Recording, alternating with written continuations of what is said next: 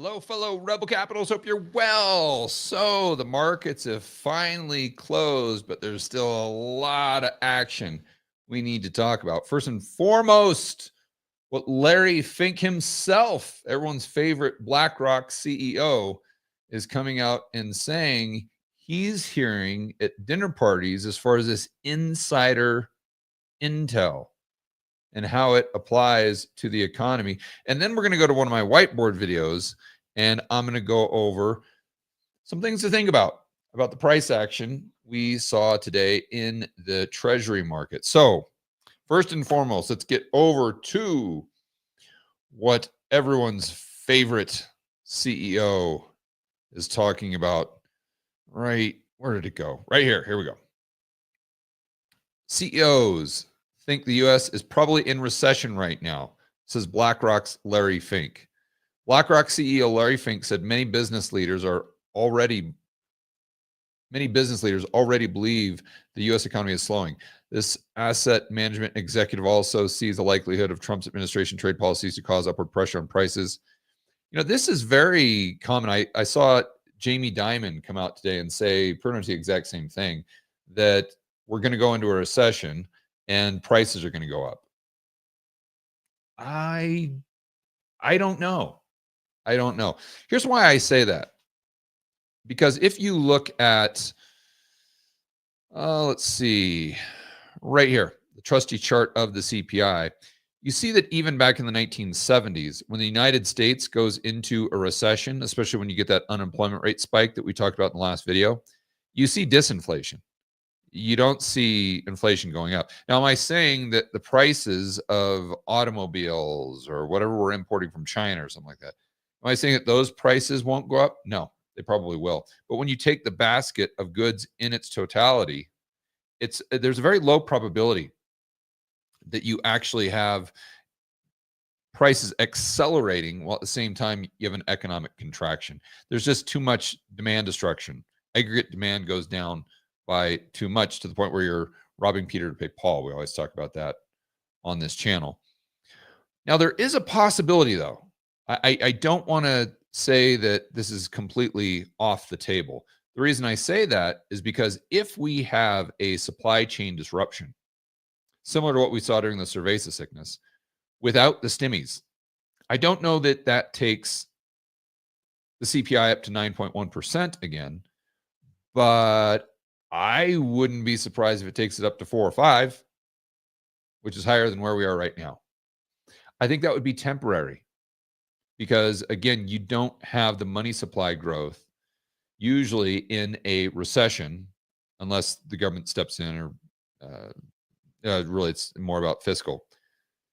So unless the government steps in immediately right away, I'm saying in that time, in that interim, it's very unlikely. So what Larry Fink is saying and Jamie Dimon, they're coming out and they're talking about how, inflation is going to go up, but yet we're going to go into a recession. That's not a thing. So if we're just talking about strict probabilities, you've got to pick one. You can't say, okay, we're going to have accelerating inflation. And, oh, by the way, we're going into recession. So Larry Fink, Jamie Dimon on crack. We can answer that question. Yes, they are on drugs, definitively. No need to watch the rest of this video. Obviously, there's more to it than that. So let's keep going here and see what Fink is talking about. Here's a quote. Most CEOs I talk to would say we're probably in a recession right now. He said this at the Economic Club for New York. One CEO specifically said the airline industry is a proverbial bird in a coal mine. Then he corrects himself, says canary in a coal mine. And I was told the canary is sick already. Now, I don't like Larry Fink any more than you guys do, but obviously he has connections. And obviously he has access to insider intel that we just don't have. So I have no reason to believe he's lying right here. I don't know how that would benefit him. Whenever I look at Fink suspiciously, it's when he's saying something that you know damn well is going to lead to more assets under management. So as an example, because I just think he just says whatever he needs to. He's like a politician. He's just going to say whatever belief he has, whatever he says. For the most part, it's just all about more assets under management, and then just pocketing the fees. So when he's talking about how he's pro Bitcoin and he thinks Bitcoin is going to take over the world, Larry, come on. Can we please just be honest? The only reason you're saying something positive about Bitcoin is because you're setting up a Bitcoin ETF. Like, why was it prior to having a Bitcoin ETF, you thought it was a big scam and it was going to zero? You see, but my point in bringing that up is, in this case, I don't know how him just saying, I've got a buddy in the airline industry and he's seeing that the canary is sick. I don't know how that really impacts his assets under management, which is why I don't totally believe it, but why I would buy this a little bit more and assume that this might be a little more sincere than him coming out and just saying that he's a big fan of Bitcoin. But let's not forget, guys, I got a lot of crap for the video I did the other day, the whiteboard video, where I talked about how Warren Buffett's cash position as a percentage of his overall portfolio is at an all-time high. And going over the Buffett indicator, you guys know that, but let's just pull it up real quick here so we're all on the same page. There we go. Buffett indicator today.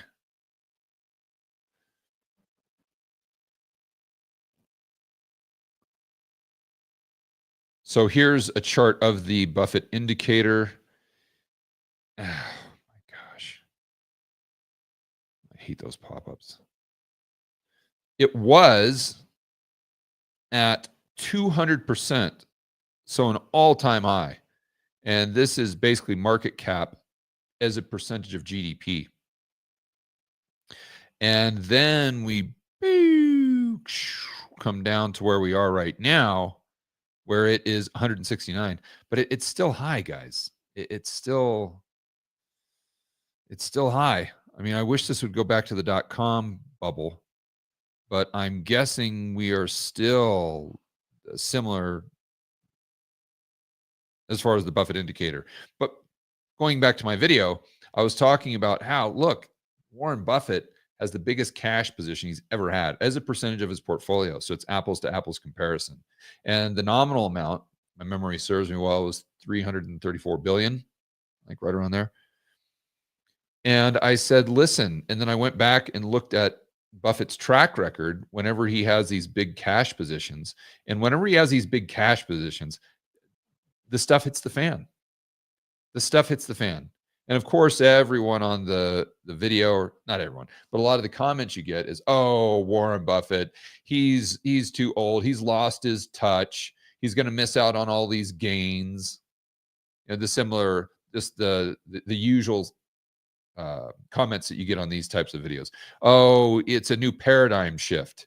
Oh, Warren Buffett doesn't understand that the market has changed fundamentally. And then you hear all these arguments as to why a 38 CAPE ratio is now somehow cheap. And then all of a sudden, Warren Buffett seems like he's pretty damn smart once again. So the main takeaway here, the point I'm trying to make is it that Warren Buffett's just an absolute genius? Kind of. Obviously a smart guy. But in my view, it's more so about him having access to insider information. And it's not illegal insider information. It's just like, why did all the politicians buy treasuries prior to March of 2020? Because they knew damn well what the intel was from Wuhan. You know, why was Paul Tudor Jones talking about this in January of 2020, that the cerveza sickness was going to be a big deal? Because he had insider information. Right? As soon as that leaked or whatever the hell happened, I'm sure that the local politician got the call. And then that goes up to the Chinese Communist Party. And as soon as that guy gets the call, he talks to the bank. And as soon as that bank gets the call, they call JP Morgan. And as soon as Jamie Dimon gets the call, he's calling Paul Tudor Jones. And then Paul Tudor Jones has one of his analysts go out to see what happened at Wuhan. And then he's calling Paul Tudor Jones and saying, yeah, this is a big deal. And this is not in February or March of 2020. This is happening in 2019.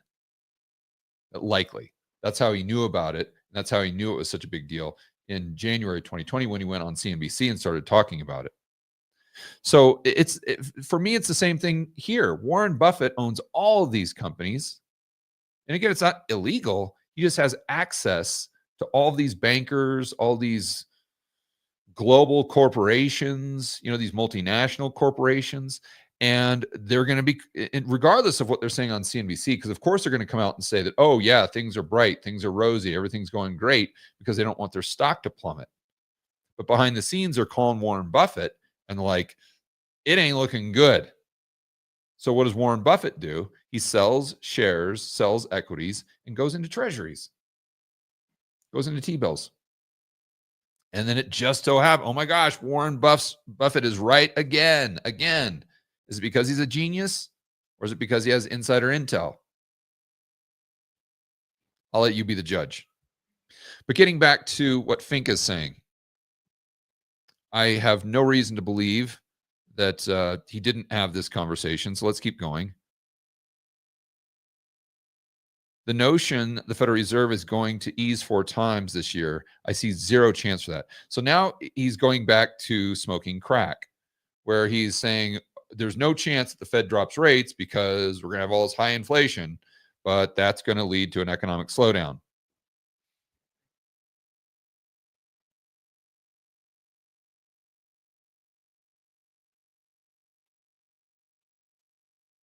Now what I want to do is go over to one of my recent whiteboard videos. In fact, it was the most recent. And let's go over, and it's featuring not Larry Fink. No. But Larry Fink's hedge fund basis trade cousin, FairyLink, who is also, of course, an insider, one of the cronies for the central planners. And so what he's doing is he's got this basis trade. You guys have been hearing this in the news lately because the Fed has floated this idea that they're going to set up a new, essentially BTFP, but instead of this facility to bail out banks, they're setting up a facility to bail out hedge funds and all Larry Fink's billionaire buddies. Why does this matter? I want to go over this because, like we said in the last video, and if you're just tuning in for the first time today, the market went down slightly. The NASDAQ was actually a little positive, which just shows you that insane roller coaster ride of volatility. But more importantly, the 10-year Treasury was up like 30 basis points, maybe even more at the close from its low of the day. That is crazy. So now we discussed in that last video why I think the 10-year Treasury yield went up. But let's think through the risks. Let's think through the risks of the 10-year Treasury going up by 30 basis points in one day. That's where FairyLink comes into play. And that's where the basis trade comes into play. And isn't it just coincidental that what could be blowing up the basis trade right now, the Fed floated the idea of setting up a bailout facility for this 2 weeks ago. You see why I think that there's a lot of insider information that you're just not going to hear on CNBC? Anyway, here's how this works. We've got FairyLink in the middle, and he is running one of these hedge funds that is big in the basis trade. And by the way, if you want to get pissed off even more about these Wall Street bailouts that they're considering, consider this. There's only about 10 hedge funds on the planet Earth that do this. But they do it to such a degree and use so much leverage that it actually creates huge amounts of systemic risk. And by the way, you can forget about what your opinion is of the economy or your opinion is for tariffs or any of these things. You guys know as well as I do. If the repo market blows up, if the plumbing blows up, if the monetary system blows up, if the financial house of cards comes crashing down, the economy's done. Economy's done. Game over. Not just the US economy, the global economy. So getting back to FINK, he is not smart enough to actually make money the old-fashioned way by producing goods and services, and he's way too lazy for that. So he just tries to use financial engineering to become a billionaire. And he doesn't even use financial engineering to the standpoint of just buying low and selling high. He just wants to find an arbitrage opportunity, which he does. And then his game plan is basically to use so much leverage and to be such a big player that he's too big to fail, because he knows that he's taking massive amounts of risk. He's picking up pennies in front of a steamroller. But his plan is that if he gets big enough and uses so much leverage and has enough counterparties involved when he's picking up these pennies in front of a steamroller, when he finally gets hit with the steamroller, he's going to get bailed out. So the risk reward makes sense. This is why I always go back to, does the Fed really matter? Does QE matter that much? Psychologically, yes. Mechanically, no. But where it does really, really matter is the central planners, the Federal Reserve, bailing out their buddies. This is the biggest problem. It's why I end the Fed hat. It isn't necessarily because I don't like the fact that they're manipulating the front of the curve. It isn't really because their balance sheet expanding, and I really think that's money printing or any of these things. I don't think the Fed's balance sheet really matters most of the time. But again, the reason I want to end the Fed is because we have to get rid of these bailouts. We have to. Even if we go through the next recession and we get through it by kicking the can down the road, by doing more and more and more of these bailouts, think of the incentive that creates for FINK in the future. He's just going to do more of what he was doing to begin with that brought down the entire system. And it's tough to blame him. I mean, you can hate him for it, but it's tough to blame him because at the end of the day, he's just taking advantage of a system that was set up by the central planners, namely the Federal Reserve. But getting back to it. So what FINK does to begin with, because remember, this is all basically leverage. He has to borrow money from the repo market. And in order to do so, he needs treasuries. Well, in this case, he doesn't even have the treasuries to begin with. So what he'll do is he'll borrow the money from the repo market to begin with, and then he'll go to your drunk insolvent Uncle Sam, who I had here in step number 1, and buy the treasuries. And then your drunk insolvent Uncle Sam spends that into the economy, distorting the economy, lowering the standard of living for all Americans, especially the poor and middle class. So then FINK takes the treasuries that he just purchased from your drunk insolvent Uncle Sam, and he pledges that as collateral for the money that he borrowed to buy the treasuries to begin with. So let's just assume for a moment FINK borrowed $99.90. And he's planning on borrowing this for 1 month. So over that 1 month time period, let's say he's being charged 9 cents of interest. So at the end of this 1 month, he's going to have to pay back $99.99. Now he's going to have to roll this over like I show over here, and that's a whole other can of worms and a whole other barrel of risk, barrel of monkeys. I'm trying to think of all these terms, but that's a whole other category of risk, let's just say, that I'm not even going to get into on this video. So he owes the $99.99 at the end of the month. But here's the arbitrage. Right now, let's say, and I'm just using these even numbers as an example. This is not what treasuries or futures are trading or anything like that. Just using super simple numbers for the sake of the example. Let's say that treasury futures are trading at $100. for a 1-month contract. So a 1 month from today. So why on earth would they be trading at $100 when Ferry is buying them from the Treasury directly for $99.90? Why would they be trading at a premium in the futures market? Here's why. Because your pension fund that you're depending on for your retirement is going out and buying these futures contracts. And there's so many of them buying these futures contracts that they're bidding up the price higher than it is today. You say, George, why on earth would they do that? That doesn't make any sense. Why would they be willing to pay $100 for something that right now is trading at $99.90? Why wouldn't they just buy it at $99.90 right now? Because if they buy it at $99.90 right now, they can't use 5,000 to 1 leverage.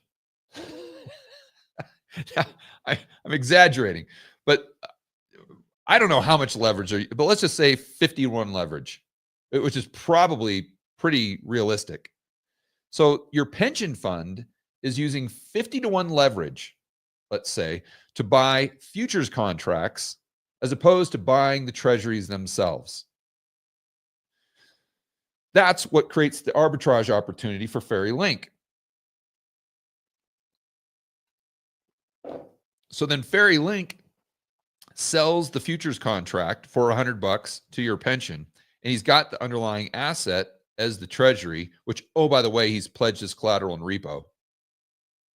You see where rehypothecation comes into play, right? But then he's doing this because at the end of the month, he collects the $100 from your pension, and then your pension takes delivery of the treasuries, assuming he still has them. That's a big unknown. More on that in a moment. And then he takes the $100 and he pockets 1 penny, and he pays back the $99.99 to the original counterparty in the repo market. So now let's assume for a moment, and this is the dealer that sold him. This is the dealer that's in the middle of the transaction between the pension fund and Ferry Link. So now let's assume for a moment that, I don't know, yields on treasuries go up by 30 basis points in 1 day. I mean, obviously that could never happen, but for the thought experiment, let's just assume that it did. And you guys know I'm joking. That's exactly what happened today. Who gets caught off sides? Well, that's going to be a lot of people. So number one, the pension fund that took out 50 to 1 leverage because they bought basically an asset that was trading at $100 is now up. Well, they're up a creek without a paddle. You guys know which creek I'm referring to. Why? Because the value of that underlying asset just went to $50. Now, I'm exaggerating, but 30 basis point move. That is massive, massive.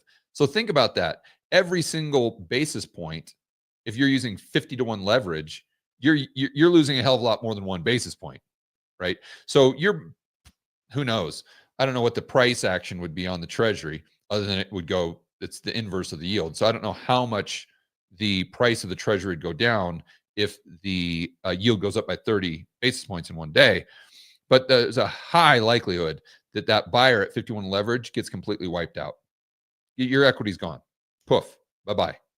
So then what would happen is dealer Dan would have to take, would issue a margin call against this buyer to cover his ass, right? So he can pay Ferry Link. And then your pension fund has to come up with more money. And if they don't, well, then that creates massive systemic risk in and of itself. So that's one counterparty that has exposure that could be caught up a creek without a paddle because treasury yields never, ever, ever, ever, ever would ever blow out by 30 basis points in 1 day. And they just did. Next, we've got, remember Larry Fink, he's holding on to that treasury. Well, that's his asset. So currently he is long that treasury that he bought for $99.90. Well, what happens when interest rates go up by 30 basis points in 1 day? In other words, the price plummets, Wile E. Coyote, then potentially the value of his treasuries that he has on his balance sheet go down to $90. Okay, that's bad news. Why? Because the repo market counterparty sees that and they give him a margin call. So he has to take this treasury, give it back to the counterparty in repo, and then they have to hopefully sell it. But they're up a creek without a paddle because they lent $99.90 and now they only have $90 worth of collateral. So he would have to post margin. And if he didn't post more margin, whatever he had in there, it would be completely wiped out. He's done. But let's just assume your pension fund doesn't go bust and they're able to post margin to get those treasuries that they bought the futures for that matures in or they take delivery, let's say, in 1 month. Okay, great. Well, now they don't have treasuries because Ferry Link had to give them back to the repo counterparty. Now this guy's screwed, Dealer Dan, because he's on the hook to deliver the treasuries to your pension fund.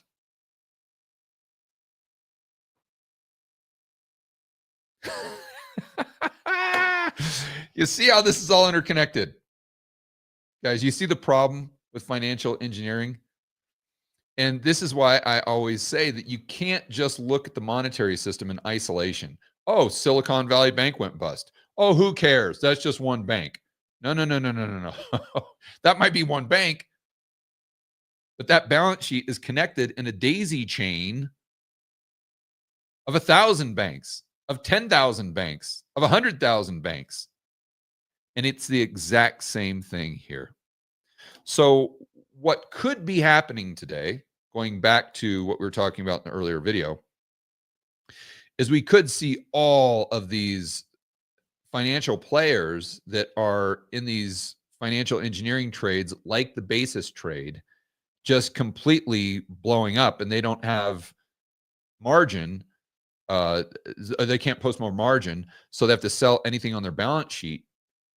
And that would include treasuries if they have it, and if they didn't pledge that to begin with, for the collateral that they used to borrow all of this money to play these games, knowing that if they get into too much trouble, then the Fed's going to step in and bail them out, and they can just continue to do this, but do so to a greater degree moving forward. That's what really should infuriate you, because they are creating not just risk for themselves, but they're effectively taking that risk and offloading it, knowingly offloading it to you, the taxpayer. And it's not like they're creating more goods and services. They're literally doing nothing. They're just playing, and it's not like this is even complex. It's not like this is rocket science to figure this out. I mean, look, if I can explain it on a whiteboard, got to be pretty straightforward. And so, number one, I'm pissed. Not that you should be, but this stuff pisses me off. And number two, something like this could be explaining what we are seeing, not only in the treasury market today, but also in the price of gold. Because let's go back here, and we see that we've got the 10-year treasury up 21 basis points today. Now, it was up 21 basis points, but from the low, it was up, I mean, at one time, I think it was down 15. So from the low, it was up 35 basis points. I mean, that is insane volatility in treasuries, insane volatility. And you can see, based on that little example that I went through, how that can create some big problems that unfortunately could very well impact the real economy, just like we saw during 2008 and 2009.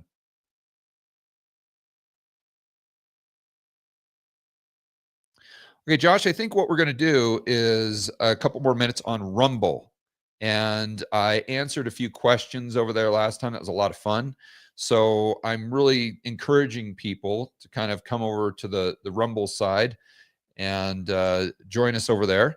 So just to incentivize you to do that, if you guys are on YouTube right now, you can go ahead and close out the stream, go over to Rumble. All you have to do is just type in Rebel Capitalist, and you'll see this live stream just like you're seeing it right now. Go ahead and subscribe to the channel, because with YouTube, it's always an unknown. So just to make sure that we're here as long as we want to be here, it's a good idea that you go over to Rumble. And we're going to be continuing this live stream over there, where I'm going to be looking at the chat and trying to answer some of your questions directly. So for those of you on YouTube, enjoy the rest of your afternoon. As always, make sure you are standing up for freedom, liberty, free market capitalism, and no bailouts for Fairy Link or his billionaire buddies. And we'll see you on the next video.